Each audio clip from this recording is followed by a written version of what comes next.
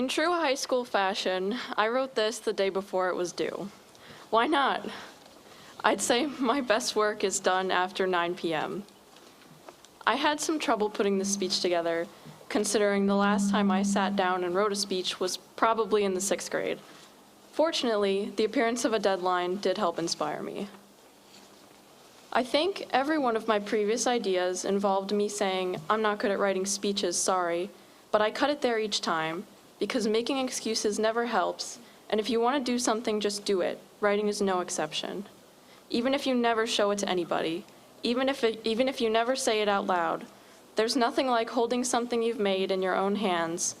There's nothing like being lost in a moment, the power of experience, even if you end up looking back on it only to realize that it wasn't as great as you thought it was. It's still important. It's a step you took, and if you keep taking steps, you'll end up somewhere. Who knows where? Maybe Arizona, or Canada, or France. I've heard France is nice this time of year.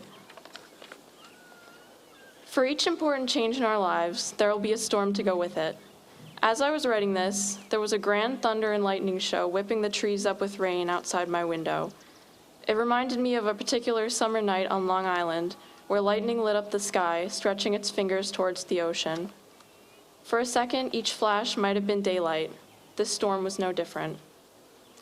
For all the hours I've spent on my phone, or playing video games, or watching TV, there's no rush like this, like watching the trees slant in the harsh wind, smelling the rain and holding it in my lungs.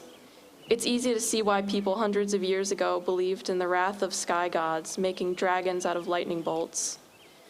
It could have been yesterday when we started kindergarten, an hour ago when we finished 7th grade. It could have been yesterday that I was 9 and 10 and 11, wearing tutus and turtle hats to school. We could be living yesterday's life or fearing for next week's whirlwind, but for a moment, we're in the right now.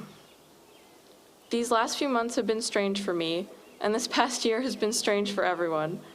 Honestly, I don't feel I have much to say on the future ahead of us, about following your dreams here or finding happiness there. Having a pandemic blow up your senior year is proof enough that the unexpected is always there to mess up your plans. So, I think right now should be a moment of peace, just a good long breath before we have to dig in our heels again. Use the summer to explore. Do that thing that 4 years of high school hasn't given you the time to try. Take care of yourselves, everyone, and enjoy the lightning storms you're awake to see.